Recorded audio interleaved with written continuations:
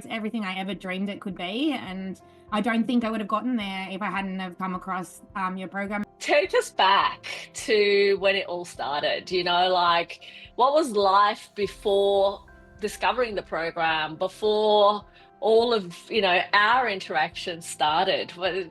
Tell me more. Yeah, look at Gabriella, it's so lovely to be screen to screen with you. It's your one of the women that I most admire in the world, and it's been such a beautiful journey. Meeting you for the first time and then getting to know you, through all of our interactions through the program and the friendship that we've developed beyond that. I just had this lifelong dream when I was from since I could forever remember.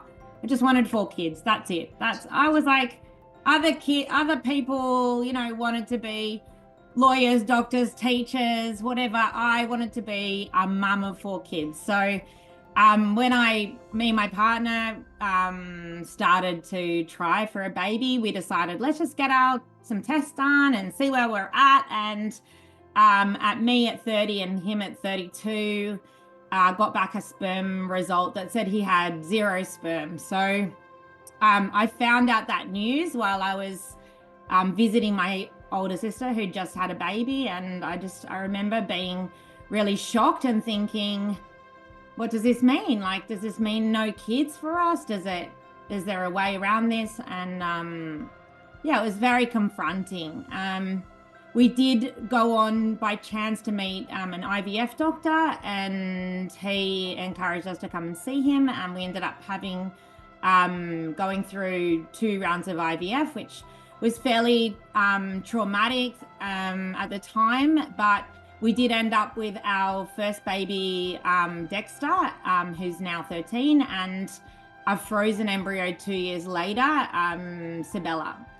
And that was its own journey in itself, but one we got through, and I was 31 and Jorge was 33 by the time we fell pregnant. And then, 2 years later, the frozen for Sabella. So I thought at that stage around 33, 34, they're like, okay, I still can get my dream. I can still have my 4 babies. And, yes, it's through IVF, and yes, it's harder, but it only took me 2 rounds to get my 2 babies. So I can do that. And so, we started on the journey to meeting our 3rd baby, and we just were going through round and round of IVF. I was So what 30. had happened with the sperm at that point? Because, obviously you got your 2 babies. So how did that happen, given the Yeah, fact that the so original results were so... we did I'd met a acupuncturist who suggested we make some changes in terms of Jorge's diet, and he went gluten-free and sugar-free, and we were able to get his sperm result from 0 to 500,000.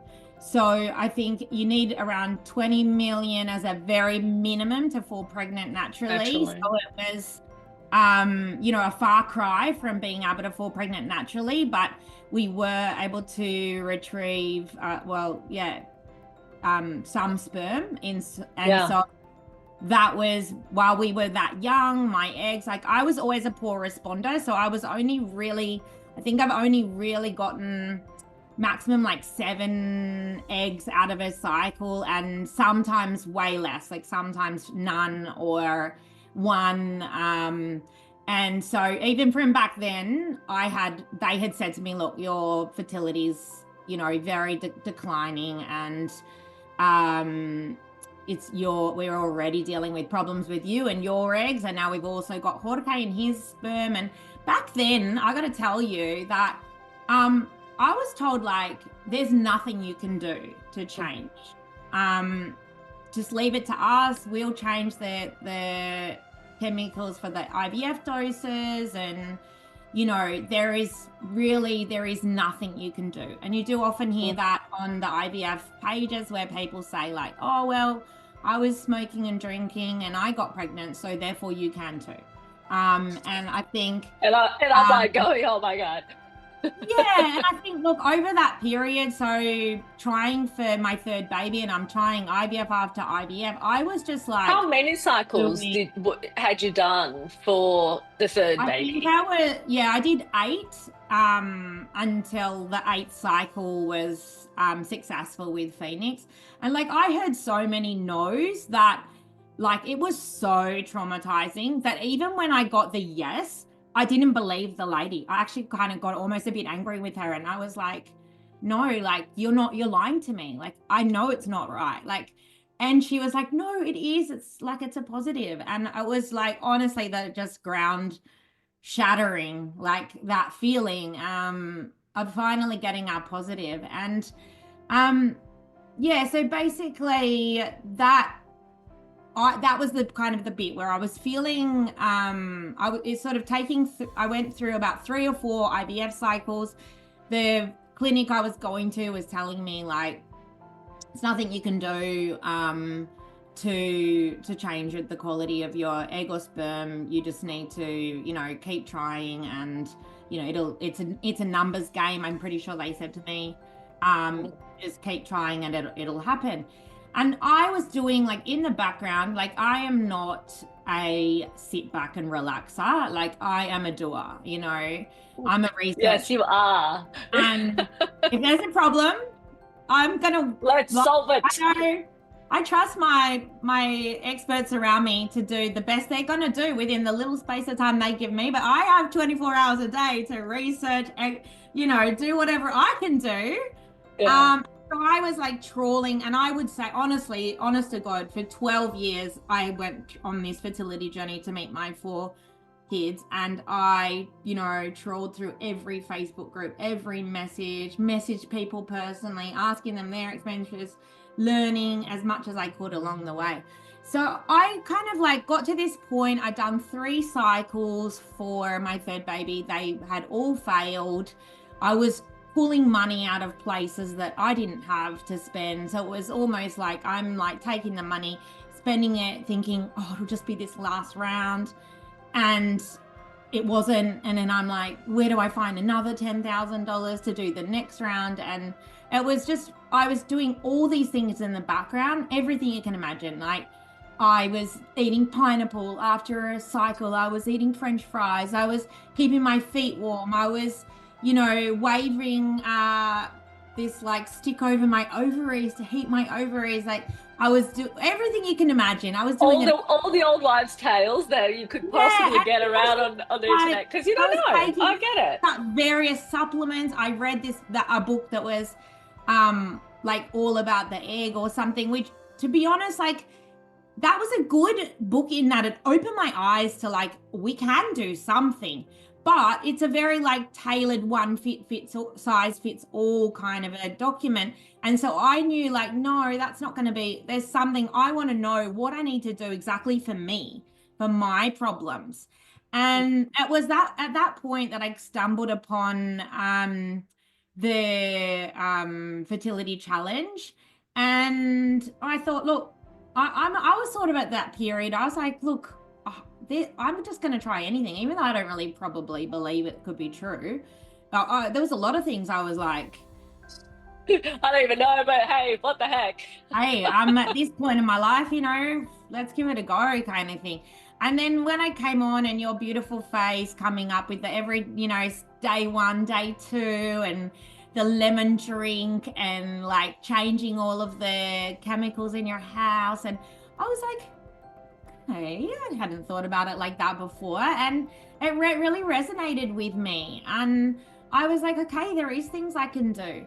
And I'll tell you, like, for example, when I removed all the chemicals out of my cupboards, which is one of the exercises, my periods all of a sudden just went to bang on being at like 28 days. And they'd always been like 27 one month, 31 another, like not hugely like out, but it was like predictable clockwork. And to me, that was like a huge thing to see, like, yeah, I actually am having like these products that we have in our lives, they are having so much impact on us and we don't even realize.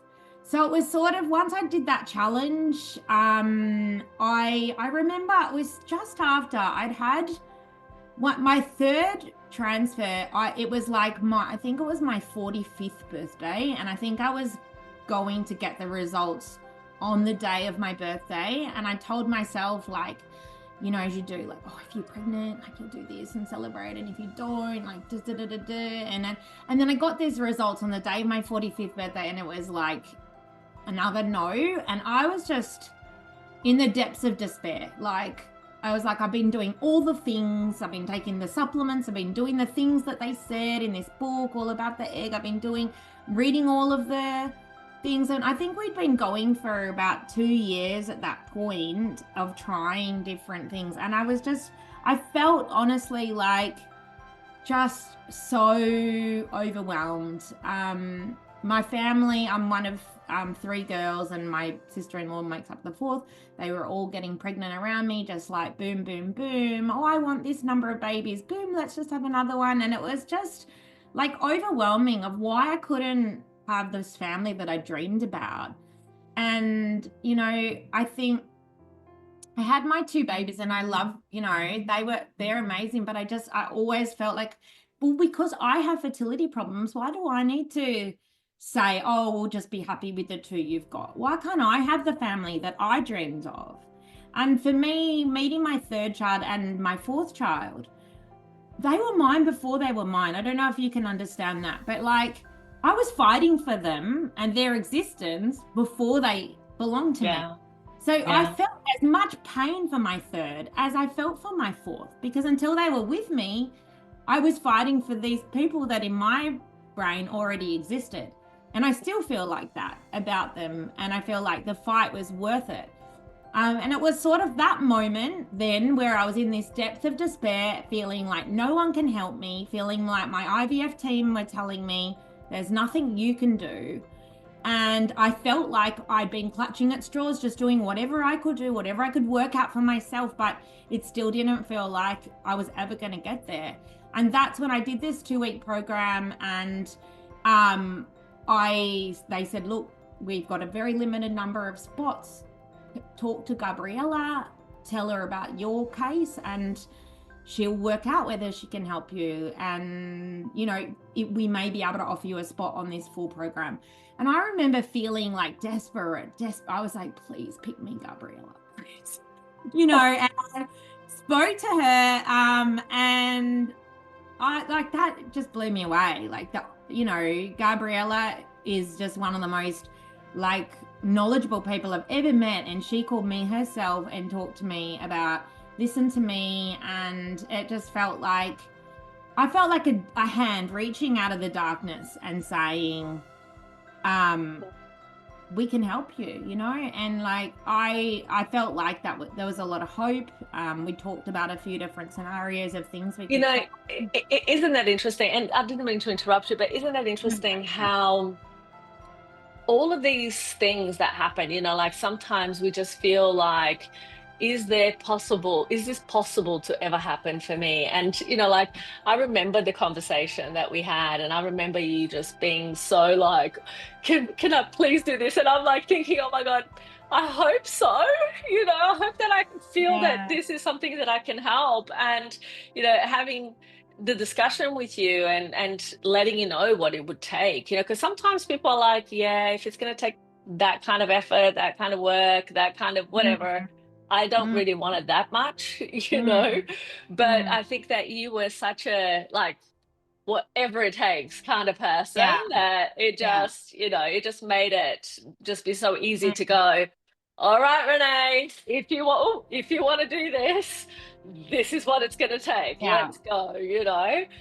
But what I want to understand, because at that point, obviously you had already gone through so much. You had gone through 2 cycles, obviously, to get the 2 kids. And then you had gone through how many cycles before you started on the fertility? I think, before 3 more. I did you guys, Yeah. And so, and that was Phoenix, right? So that was our third baby, and which for Yeah. us together was our first baby. But Yeah, it's I and I remember, know. you know what's funny? I remember one time us getting together and me asking you, so Renee, surely you're done now, right? And you're like, oh, I don't know. I don't know. But we'll come back to Yeah. that story. Tell me, what I want to know is this. How did joining the Fertility Breakthrough program feel different to what Mm, you had, already done? And how did it feel like, okay, I really feel this can help this yeah. situation? Because it's two Yeah. different things, me It is thinking so, it, but what is it yeah. that made you feel that way? It's honestly like you just wouldn't even get understand the program like unless you heard it from a person that's been on it or if you've been on it yourself.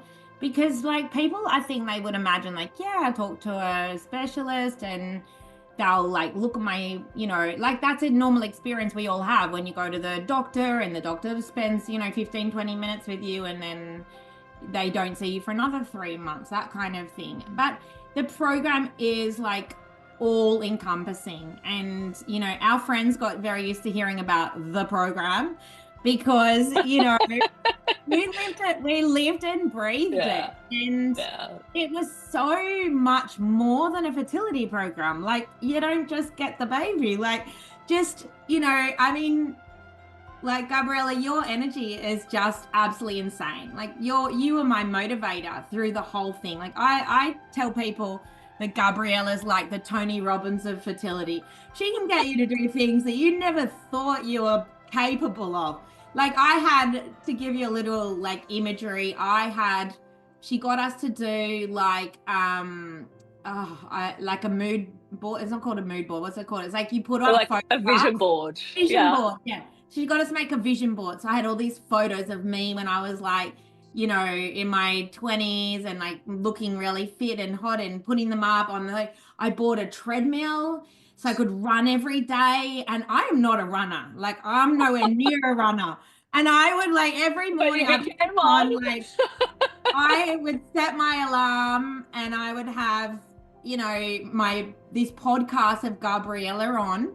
I don't know what it is, listening to Gabriella, like her voice. I just couldn't get enough. I was like, Gabriella just talking anything fertility. I used to do like a Q&A session. That was I would say everyone that used to you're a bring in groupie, you know? questions and I'd just be like listening. I'd be running on the treadmill. I'd be looking at my vision board and I was getting up doing the miracle morning. That was Yes, the thing yes, that you got everybody inspired by. There was like book clubs, there was breathing, yes.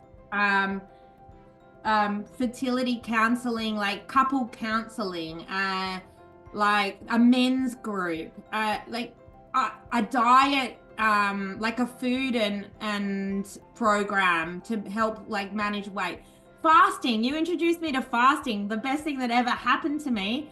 And so one of my things was losing weight to help me to fall pregnant. So I think both times for both Phoenix and Harlow, I lost 20 kilos each time. And I put that down to like the Gabriella, the cheerleader in the background going, we can do this. Like this is going to help you with your fertility. Like anyone who wants to be on board, be on board. I'm like, I'm on board. Like my supplements that were sent out to me, like chosen specifically for me, for my situation. Like I've got insulin resistance. I've always carried extra weight. I have PCOS. I have low egg numbers. I have low vitamin D. So one thing that really appealed to me about the program was just the systematic nature of everything. It was like leaving no stone unturned. And working with my fertility specialist, she was like, we did blood tests, we just analyzed everything. She's like, okay, you're missing this, you're missing that, we need to do more of that. You've got, the weight. I don't think we actually ever discussed the weight, but it was just like, hey, this will help you to fall pregnant. And then it Mm, was mm. on me, no one was saying to me you needed to, but I was like, great, let's do it, and even Jorge, my husband, he also lost 15 kilograms and similar, both of us were just so inspired. And really it was just all encompassing. So Yeah. it was those sessions with Gabriela, and it was all these little side programs that we had the opportunity of joining. And I just grabbed it with both hands. I was like, I'm going to do this, and just, went like all out. And And you it did. You was, were amazing. I wish that, half of my patients were as motivated and as committed, really. It would make everything so much easier, let me tell you. yeah, And the thing about you that really that inspires me even is that, you're a really busy person. You already had two children. You had a business. Like you run a massive business yourself. And it's this whole thing about like, this is something that I want so much that I will mm, do whatever it takes. And you really did rearrange and reorganize every aspect of your life to make it happen, and that to me is just like, wow, that is so amazing. And I love to support people who are just like that clear about what it is yeah, that they want, even yeah, even when not everybody in your life is on the same page necessarily, in the same level and at the same yeah, time, all of that. yeah. Absolutely. My husband wasn't like as motivated as me, I will say. He was quite happy to have two kids, and he said to me like, come on, like this is really hard, like, maybe we just have two and that's it. I said to him, look, on our first date, I told you I wanted four kids. That was You your knew this from opportunity. back there. That was your It's on opportunity to you. get out then. I'm like, was my lifelong dream. So, yeah, hey, there were definitely times like my husband is a motorbike rider, and he absolutely loves his R1 motorbikes and mountain biking and, riding, and so, I think we've always just, as a couple, we've always talked to each other about helping each other to achieve each other's dreams. So even though he was like, look, not my dream, but it's your I'll dream. go along for this ride. Yeah, and that wasn't always easy. That wasn't always Yeah. easy. Sometimes it was me, getting up earlier to make him his lunch to make sure he wasn't going to eat like gluten during the day. And, he agreed to go like alcohol-free, sugar-free, gluten-free for the 3 years that it took us to get Phoenix, and then another 2 years to get Harlow. And that wasn't easy. There was some, the odd day where, like, oh gosh, it's like I'm having these flashbacks where, he'd come home and you'd find like a biscuit Mm. packet in the van or something, and you'd be like, have you eaten gluten today? And then Oh he'd my be like, God.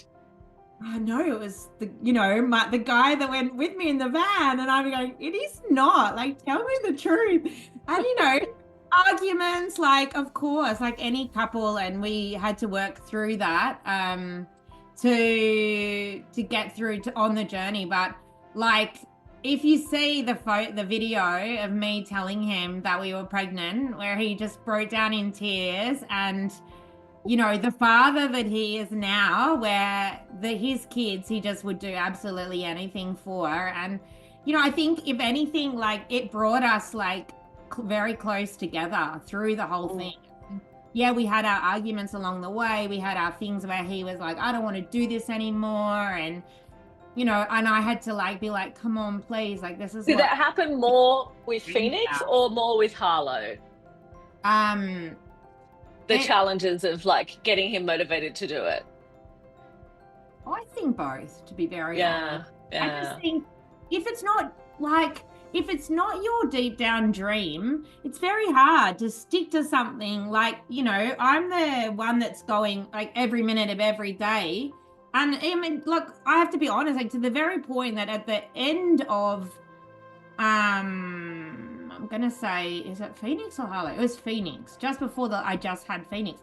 I went like I went and saw a kinesiologist, and she told me part of the reason why I'm not like succeeding is because I'm trying too hard. Like I'm like, I got myself almost into a state of like, I have to take my supplements. If I don't take them, I won't get the baby. I have to do my exercise. If I don't do my exercise, I won't get the baby. If I don't, follow every single rule, I won't get the baby. And so I had to like pull myself back in those like, and And if you remember, that was Gabriela in your ear as well, going, lady. totally. And it's about doing the best Just you can, but also accepting that like that the best you can might also be sometimes like just doing the best you can. You know, if you forget, if you don't want to take your and your supplements best will today, change, right? it's okay. It's like it's over Yeah. the whole thing.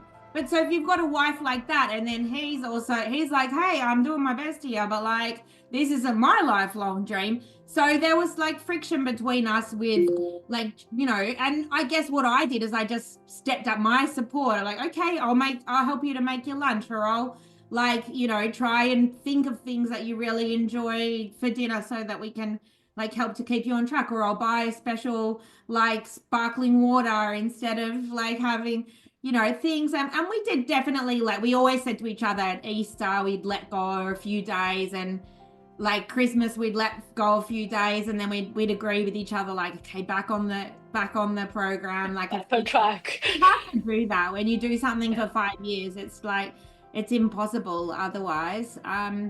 But yeah, it does. I think it gives hope for those women out there too that just feel like, hey, like sometimes, like, you know, I see people asking that question. I'm like, well, my husband won't do this and this and this and this and this and this. Does that mean we have no hope? And it's like, no, you can kind of like encourage them and help them and support them and still, you know, together reach your goals. And we And got, I think as well in terms of that, and this is something that we talk about a lot, and you know, I'm sure that I've talked to you about this many times. It's that idea of you leading by example rather than having to tell your partner the whole time, do this, do that. You know, I think that a lot of yeah, what you did in sure. stepping up and going, okay, I'm going to prepare your lunch, I'm going to do this, I'm going to help, you know, manage and kind of ensure that the day-to-day things are handled so that the exposures that he has are improved, obviously makes a huge difference. Now, there were some medical aspects that obviously needed to be dealt with, you know, for you and for Jorge. Yeah. And especially for Jorge, there was a long winding road. Tell me more about that. Yeah, look, I think one of our, I mean, like, so right from the beginning, right, when we were 30, he had zero sperm. Then we were able to increase his sperm numbers to about 500,000 in order to get pregnant with Dexter and Sabella. And then when we started getting to, you know, 35, like me 35, and on this doing more, you know, the numbers were sort of 500,000, 1 million, but really only kind of that kind of number. Um, when I joined the program, like I think really like not much is really understood about male fertility. I think there's definitely more information is becoming available, and you know it's kind of moving also from like overseas to Australia. There's more that research is like coming across, but certainly like in the beginning of my journey, it was very much thought that you know, it all comes down to the woman's eggs, and like there's really like not that much a man can do to can change his sperm numbers or quality or anything. And that feeling was like very, very confusing, I think. Like a lot of my, you know, IVF doctors were kind of like just saying, well, you know, your eggs are aging, so that's the problem. And that's really, and that was really the focus kind of from, I felt, from everybody's perspective. And so like being on the program was that it was this sort of like meeting with my fertility specialist. It was like, okay, we would, you know, talk about things in detail. It was a really beautiful relationship.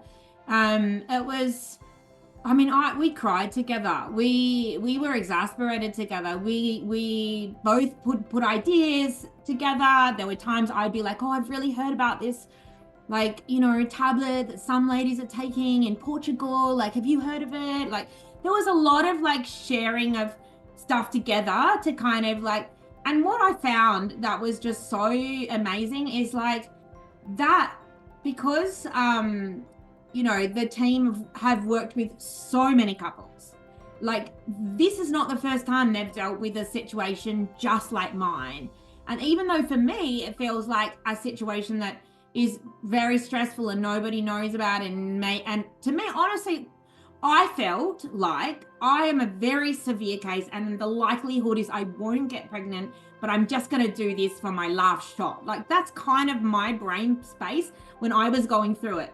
So I was kind of like, really felt like it was the systematic nature. I was looking at all the different blood tests at first, and then it was looking at the IVF cycles and looking at what the results were and how the results were displaying and how many eggs I was getting and what the sperm numbers were, and analyzing the sperm and looking at what can we do in order to increase the number of the sperm, and then what can we do to increase the quality of the sperm, and how much the sperm moves, and whether it has proper heads formed. And like, I got very good at understanding, asking a lot of questions, and understanding what was happening to me and to my husband, and really asking the IVF doctors, asking the lab technicians, lots and lots of little questions in order to really like get a really full understanding. And then it was working together with my fertility specialist on the program, where we would just systematically work through this. Okay, no, this. Okay, you try that. That didn't work. Okay, this. And we rode the highs and the lows together. And yeah, I did go through a number of other cycles, and I still kept getting no's. And at the same time, we were doing sperm tests and then looking at what was going on with the sperm. I mean, things that happen, like, I didn't know this, but like, what if I just get a fever? And all of a sudden that could destroy sperm for 3 months. Mm-hmm. And like, we'd have gone from having like his sperm increasing to a certain like level, and then all of a sudden he would get sick, and I'd be like ringing and getting this support of saying, okay, well, let's have a look, maybe we'll do another sperm test, we'll see where it's. But there's things like that I just don't think, when you're doing an IVF cycle, no one tells you anything like that. They're just like, oh, your husband needs to be here on this day in order to give his sample. No one's saying, well, should we push it back another month because he just had a fever last month? Maybe we need to give his sperm another month, or let's do a sperm test first, see what the results are, and then let's plan the next cycle based on what results we get from that sperm cycle. So there was just a lot. Like, I'm getting information. And there was a point as well where you had a massive improvement in the sperm. Tell me about that. Yeah, so that was pretty much, so basically we got to the point where we would sort of like going, Jorge had been following all the program for, I think it was almost a year. I had been following all the program for all the year. We were seeing improvements in my egg quality with each cycle. And I just remember having one sort of IVF cycle where Jorge's results came back, like, of his sperm worse than ever. And it was this point of desperation. And I rang my fertility specialist in tears and said, we're doing everything. He's doing everything. Why is it going backwards? Why is it getting worse? Like, this is not fair. What can we do? And then we talked about, she made the suggestion of maybe we should try like retrieving the sperm directly from the testicle, and maybe the fact that he's ejaculating it is maybe destroying the sperm on the way out. And so we ended up getting an appointment with a urologist to discuss that. And he came up with a suggestion of he wanted to try this surgery on us, on Jorge. And he said, look, I've done it 12 times before. Every time I've done the surgery, the couple has gotten pregnant on the very next IVF cycle. At that point, we'd done 7 cycles. And he said, look, I can fit you in 2 days' time to do this. And just for clarification, because what was the diagnosis was a varicocele. So varicose veins around the testicles. And so right at the beginning. Sorry. Yeah, so no, that's that's why we're having the conversation, because it's like Yeah. it's just such a it's a valuable Yeah. insight. Because actually, what's interesting, I spoke to a couple today actually, and I am trying to explain why when you have been doing every possible thing that you can and you're still getting the same result and the same failed IVF cycles, you can hedge your bets and go, oh, let's implement to 100% of our ability everything that we can from a lifestyle perspective and not do the surgery, and then Yeah. having to come back to a year down the track and go, well, actually we should have done the surgery. And Yeah. because it still to this day, it's what's interesting, Renee, is this: 10 years ago, which would have been around the time in which this conversation was going on, look at that. One of the most respected, most experienced urologists in Sydney is telling you that he had done the surgery only 12 times. Yeah. These days, it's way more common Yeah. that, these things are identified and addressed, but there is still a lot of, I guess, misunderstanding in the medical Mm. community around the benefit of doing something like that for a couple who it's not going to be enough just to go and do Yeah. ICSI or to go and do IVF, because you keep getting failed cycles, keep Yeah. getting embryonic failure, keep getting poor embryonic development, all of these things. And so sometimes you've got to go, okay, do we keep doing more of the same and expecting a different result, Mhm. aka insanity, or do we go, okay, how else can we optimize our chances with something that is technically minimally invasive and is unlikely to create a massive issue in terms of general health, but can create an incredible output in terms of fertility results? And so, Mm. with Jorge, what were the results? What were the numbers? Look, you can imagine, right? So I've done at that point 10 IVF cycles in my life. I'd seen his results being between 500,000 and 1,000,000.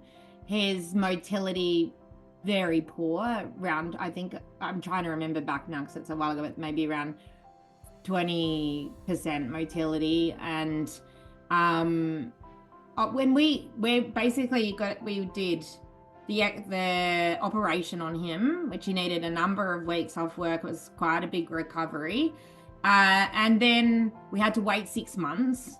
So like, I'm just like dying waiting for 6 months. I'm 39. Everyone's telling me it's you, it's your eggs, your Yeah. age.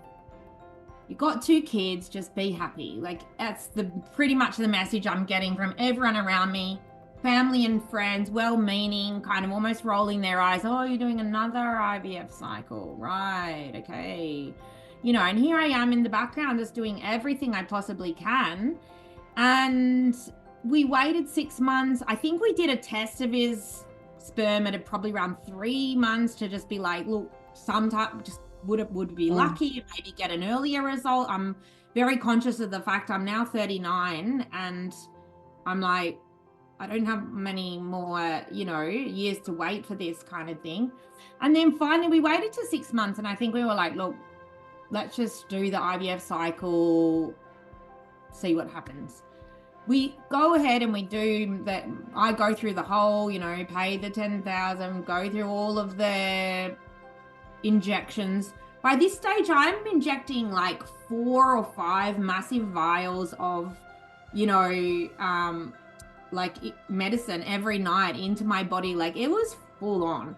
And then we go through all of the days, everything, and we go to the day where they go and they take my eggs out, and then he goes and does his sperm sample. And then that night they ring me from the IVF clinic and the people to say, the first night you get the call to get told what were your sperm numbers. And I nearly fell off my chair. Like, oh my God. I couldn't tell you the exact numbers, but let me tell you, it went something like, remember I said 20 million, you need to get pregnant naturally. It was like 30 million sperm. It was like 80% motility. It was you could get sperm pregnant naturally.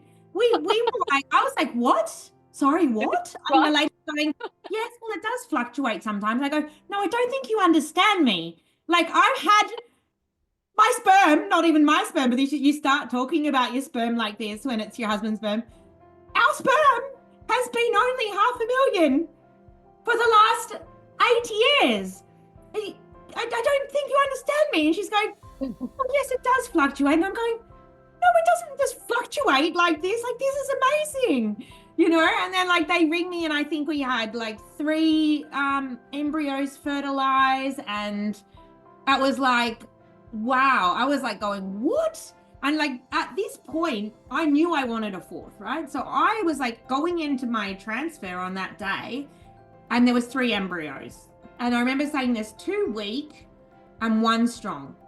And the weak ones, if we put the strong one in, the weak ones couldn't be frozen because they weren't strong enough to freeze. Or we could put the 2 weak ones in and see how they go, and freeze the strong one. So me knowing I wanted 4, I was like, let's freeze the strong one and put the 2 weak ones in, and they probably won't work. At least I'll know. And then we'll go back and put the strong one in for the next one. That'll be my 4th baby. I put in the 2 weak ones, and one of those was successful. And a year later, when I did put the strong one in, the strong one failed. So I know, right? Like, what is that about? But imagine if I put the strong one in, which is what everyone would have done under that circumstance. Yes.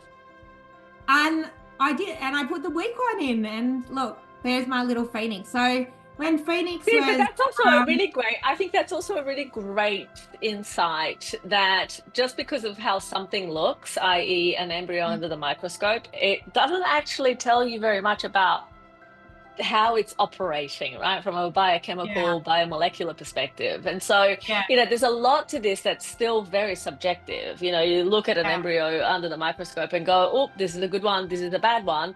But we forget that there is so much of nature that goes into ensuring that things change throughout, the whole implantation, placentation process that, changes the result. So it's interesting. Yeah, exactly. So I mean, look. And so what happened? So then that beautiful embryo became, ta-da, Phoenix. Yeah. He's just like the most beautiful little boy now. He's 6 years old. He's got He's blonde, so big. curly hair. He's just our little. And you know what? I was saying this to Gabriela as well. Like my first 2 kids that were born before me being on the program, they have both got like some health issues in terms of just like some early concentration issues when they were a bit younger, and they both had like reflux, and they both were like very clingy as babies, and things like that we've then worked with their gut health since they were born to help them. But Phoenix and Harlow are like, you've got no idea, like superhumans. Like they are just so healthy, so well, so strong, so smart, so like nothing at all. Like not like, and I do put that down to the fact that for 5 years leading up to their birth, like I was gluten-free, dairy-free, sugar-free, alcohol-free, caffeine-free, running on a treadmill, listening to Gabriela's voice every morning. And I do think I feel honored. Has improved my gut health, and has then had a knock-on effect of giving me a very healthy baby as well. And that's been really, really great to see as well. Yeah, and look, I mean, what you're saying, there's a lot of scientific evidence these days, that looks at exactly these environmental impacts, epigenetics, and how that translates into babies. So it makes sense that when a mother and a father are as healthy as possible before conception, that has a knock-on effect on the health of the children. And so, I thought at that point that you were going to be done, young lady. I thought like, okay, she's got her 3rd, she's going to be fine. Surely after all this, she's going to give up on this whole idea of going for a 4th. I did think that to myself, I will be honest, right? Mm. But Did then you? I did, because I was like, gosh, you went through It's so always much for. pain to get those children, that I child, those three know. children at that point, that I thought, okay, maybe maybe the journey is going to change her desire. Maybe that's what's going to kind of happen, that she's going to go, you know what, I'm actually happy with three children. But that did not happen. So tell us what happened after that. So, I think I thought, like, as I had that frozen embryo, like, stored after Phoenix's successful cycle, I think I thought, like, I've been through so much. This is it. This is my one and done. This is the end of my journey. It's waiting there for me, frozen. It's the stronger embryo out of Phoenix and that embryo. So I waited. I breastfed Phoenix for a year. I would have liked to have gone longer, but on my 40th birthday, I weaned him, and with the idea of, okay, I'm then going to go through sort of 3-4 months. I went back on the program. I was only wanted to do it under the guidance of my fertility specialist, and I came back onto the program, followed all the things, did all the things, and I hadn't really dropped them, to be very honest. I mean, I probably drank a little bit of alcohol, but I did always kind of stick to the and still do, or everything I've learned. I still use the same products in my house, and shampoo and everything, because I just felt like it's a better way of living. But I basically followed this program for about 3-4 months, and then when we thought that I was ready, we put that frozen embryo in, and no, it didn't take. And I was like, what do you mean? Like, that was devastating. That was like, come on, really? Like, come on. Like, and by that point, I was 40. I was probably 40 and a half by that point. I joined the Facebook group, IVF for over 40-year-olds, and that page can be uplifting. It can also be like Horrible. very painful. Yeah, yeah. See that there's very little hope, a lot of people getting their nose after that age. And yeah, I was like, as I said to you before, that fourth baby, she was already mine. And I don't know if any of you are very spiritual, but I, like, throughout my whole journey to meet my children, I didn't actually do it for my first two, but for my third and fourth, I would sit in the shower at nighttime in the dark, and I'd close my eyes and just be open to, my thoughts and feelings about my family. And I used to be able to see her as a grown up, attending university for some really weird reason, like So a all my 22 babies year have to attend old university. Just like a 22-year-old, my family of 6, and her standing there amongst us. And so I really felt like she was mine. And I thought, I'm one of 4, by the way. So I just felt like, what if my mum just stopped fighting for Mark, who's my little brother? I was like, what if she just said, yeah, 3's enough. Let's just not worry about Mark. I was like, no, she belongs to me. She is mine already. And I'm going to do whatever it takes. So you wouldn't believe, but I went through another 9, well, actually 10 more IVF cycles to get My God, Renee. my little Harlow. And we did it over 2 years. We went back to all of those same things. The journey was even tougher. I was over 40. I was, mixing up 4 vials a night. I was on human growth hormone. I did, everything that you can imagine. My babies have like little videos of me, like at their birthday parties, doing my injection with like a mask on my face, like or going to a wedding, or my dad passed away. I was in palliative care, asking the nurses, could I keep my like needles in the fridge so I could be there for him and do that at the same time. Like, it was a huge, huge journey. And again, it was like, my fertility specialist on the program, we just traveled through that together. And there were times I was ringing them in tears saying I got another no. We were trialing different things. Jorge's sperm, after that operation of like removing the varicocele that's wrapped around the testicle, that's strangling it and heating it up and not allowing it to produce sperm, the sperm was sort of, sometimes we'd get like it was reverting back, not back to the 500,000, but it was getting worse and it was fluctuating like up and down.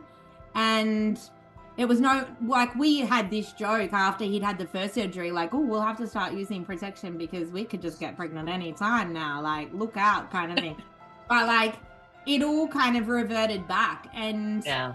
the urologist that I had seen had now retired. And so I went and saw a urologist. Like, it was funny you said before that there's urologists that don't really believe in this surgery, because I actually went in to see a urologist and was like, this surgery helped us already. Can you repeat the surgery? And he like just, he just like looked at me and he was like, just be happy with the 3 kids you've got. The reason why you're not having children is because you're really old. And this surgery is not, he's telling me this in my face, this surgery we don't really believe it actually works. And I'm going, but it did work.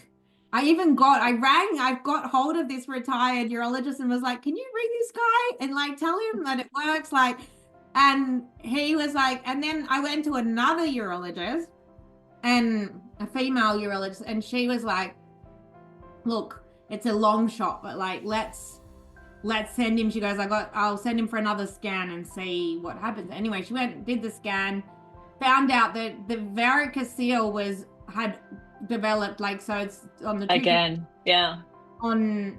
So she can't repeat the surgery on the side he'd been operated on, but on the other side there was another varicocele, and she was like, look, it's a long shot, but we could repeat it on the other side and then see what happens. And yeah, after 10 cycles, my 10th cycle, he went and had this repeat surgery, and again his sperm numbers went to like normal levels, and again we got pregnant with our little baby Harlow. So again, I was working very closely with my fertility specialist on the program, who had heard of other people that had similar, journeys, and was coming back to me with more information. I was going hard, by the way, with my IVF cycles. Like, we were going, when they said you need to wait 6 months until after the surgery, I was like I had more IVF cycles in that time because I was 42. So I was like, I can't wait 6 months to do this. I was like, I'm going to have another IVF cycle. Maybe we'll be lucky. Maybe we won't. And then so I was repeating them through that period, waiting for the 6 months. And it was really when we got to the 6 months is when his sperm improved enough in order to get to be healthy enough in order. And it was funny. I was not getting, I think on my final cycle, I think I got, like, all my follicles were developing uneven, and so I had like one leading one and then like a lot of small ones. So then, like, it was even, the doctor was like, do you want to cancel this cycle? And we could cancel it, but if we go ahead, maybe that one will be your one, but it's not very like high probabilities. And we ended up going ahead with it, and it was like that one egg, I got one mature egg and the sperm for Jorge, and yeah, we got there. Isn't it amazing? As I always say, fertility is a team sport. There isn't a situation that I see frequently where you are going to optimize one side of the equation and all the issues are going to disappear. It's very infrequent that happens for the kinds of patients I see, right? Yeah, and so your story is just a testament to that, and it's a testament to the fact that if you've had the same result over and over, you have to drastically go, okay, what else and how else do you change this so that you get to the result that you want? Because otherwise, you see, what I see the most frequently, Renee, is people run out of time to have a baby because they keep using the same failed strategy without deciding, okay, you know what? something drastic has to change. And sometimes doing things that you think, well, even if it's a small percentage chance that this choice, which is a considered risk, can Mm, actually make all the difference between having a baby and not having a baby, what story would you rather tell? yeah, yeah. Yeah, and I like you see so many people that, they're sort of 37, 38, 39, and they're like going, well, I'll just do this again, and I'll just do this again, and I'll just do this again. And then they get to the 42, 43, and then they're throwing all the desperate stuff at it then, and you're like, come on, now And you've it's been like, doing it for five well, years. Like, there is stuff much that you can harder. do. And like, I'm your biggest advocate. If someone out there is saying, I don't know what are the next steps to take, I just say, get on Gabriela's program because, they do have a very high success rate and they literally will uncover every single, area and every weakness until they've come up with a strategy that's going to be the one that works for you. And Yeah. it's And you know what's not, funny? oh, And wow. sorry, I didn't mean to interrupt you, but what's funny and what's interesting to hear your story back now is how much more direct we have become with telling people what to do, you Yeah, know, because you know it we go works. through exactly, we go through stories like yours to Yeah, go, you know what, we've seen this so many times. Now just listen yeah, already, do this so yeah, much easier, so much yeah, because of the yeah, long earned experience of beautiful yeah, people like you who were so patient and, like, okay. And also, developing strategies and developing science because this is always changing. When I started doing this yeah. work in 2001 compared to what's available now, worlds Mm. apart, Oh, worlds apart. unbelievable. And it's now the IVF doctors that are like saying, like, oh, take this supplement and do this. Like, everybody's being brought along. Like, there's so much research that's come across that, you know, it's what you've been working on for 20 years. It's now being, that information is becoming Is like becoming more more readily common, available. And more still, understood. I have doctors who are like, no, that doesn't work Yeah, or whatever. And I'm like, well, yeah, actually, I have a Harvard study that shows that it yeah, does work and it has a yeah. 78.8% live birth rate. So, yeah. Yeah, But look, that statistic, I held on to that statistic all the way through that like 78% on any fertility program. And that's like of all people that go through the program, like, people that are very, very, like very old or people that have never who have gotten been pregnant. trying for 19 years, like, Yeah, we've I had those think that's cases. absolutely, for me, that was one of the factors. I was like, wow, that if they can do that for that many families, then they can help me. Yeah, yeah, and we did, and it's so nice. And like, I'll put the photo of your four beautiful children in the comments of this video because I think when I opened it up when you sent it to me, I was like, I literally had tears. I was like, oh my Mm, God, that yeah, family is there because of what we do, and it's just so beautiful to see. It's so it truly is heartwarming for me to know that the ripple effects of all the big and little things that we go through and that we do result in you being able to have your dream come true, and that's I just can't see your gorgeous. face without like almost breaking into tears. Like you've just transformed my life, not just from a fertility perspective. I think our relationship's closer through what we went through together. I see your determination in everything that you do, and it just rubs off on me and makes me inspired to be a better person and a better woman. And like now I'm just, day to day, I've got one boy in year 8 and a girl in year 6 and a little boy in year 1 and a 2-year-old, and life is busy, and it's everything I ever dreamed it could be. And I don't think I would have gotten there if I hadn't have come across your program. And I just feel, yeah, very, very, very grateful to have found it. And I will do whatever you need for the rest of my life. I'm just like, yeah, indebted to you forever. So You are so beautiful, so beautiful. Thank you. And I want to know, this is a question that I love to ask people when I have these conversations, which is this question of what wisdom, looking back at your younger self and looking forward to your older self, what wisdom would you share with your younger self, knowing and having been through all the things that you've been through up until this point? And what wisdom would you share with your future self? Gosh, that's a big question. I know. Let's start with the easy one, your younger self. I think like, gosh, I think if I think back, I don't think when I was in those times of darkness that I could understand. Like I felt like it did feel like, why me? And I think something being on a journey for 12 years with fertility problems, and I like to put now, I do the odd Facebook post where I'm like, you don't really think a mum with 4 kids is like has infertility. And I'm like, but that was me. But yeah, I try to inspire other women on the page by saying, everybody has the thing that they're going to go through in their life that's really unbearable. Everyone will have something. Some people might lose their parent from an early age. Some people might lose a child. Some people might have a child who's very sick the whole way through, might have problems breastfeeding and can't breastfeed. Some might have a terrible birth. Everybody has their thing. And I said to myself, Renee, this is your really terrible thing that you have to deal with. So you just have to get on with it, keep going, and put one foot after the other.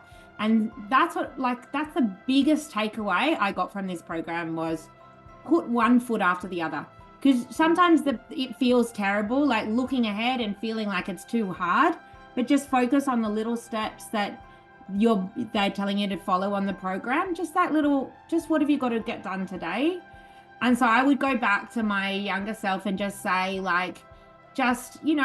keep putting one foot after the other, believe in yourself, try the hardest that you can. And yeah, I think you can achieve your dreams if you really stay true to yourself and stay true to that, to just believing that in yourself, what you can do. And I think that's such beautiful wisdom to take into your future, because that applies to every other area and every other hard thing you're going to face in your life. It's that ability to go, you know what, I've been through really hard things before, and I have put one foot in front of the other and look at the result. And this is also something that, you can take into your future years, and the wisdom that you can give to your much older self, much more, wise and experienced self. Renee, I want to say to you, and this is, something really from my heart to yours, as much as you say I'm an inspiration to you, you are an inspiration to me. And I mean that really deeply, because, it's not every person that can hold on to sorry, I'm getting emotional, but it's not every person that can hold on with such clarity for what they want for their future, that they're willing to do whatever it takes. And it takes so much guts to do that. So my darling, all my love to you. You are incredible. You and Jorge, I wish that he was here, but he's having fun somewhere else in the world right now. So tell him I say hi. And thank you. Thank you, because it's for people like you that I show up, that I wake up every day and just do what I do, put my one foot in front of the other every single day. So thank you. Thank you and your beautiful family. Thank you so much. Thank you so much. I feel like it was to get to the end of that journey of getting my children. I feel just like, you know what? I'm just here. Like, I don't have to reach. I'm here, and I'm just enjoying it day by day, enjoying my time with them and loving them, and the busyness of being a mum. And yeah, it's an amazing feeling to finally have reached that dream. So thank you so much. So beautiful, Phoenix and Harlow, all our love to you as well. And I know that you will continue to be the beautiful bright stars of your mum's eyes and hearts forever. Thank you, my sweetheart. It's wonderful to have you, and I will see you again very soon, I'm sure. Thank you. All right. Lots of love.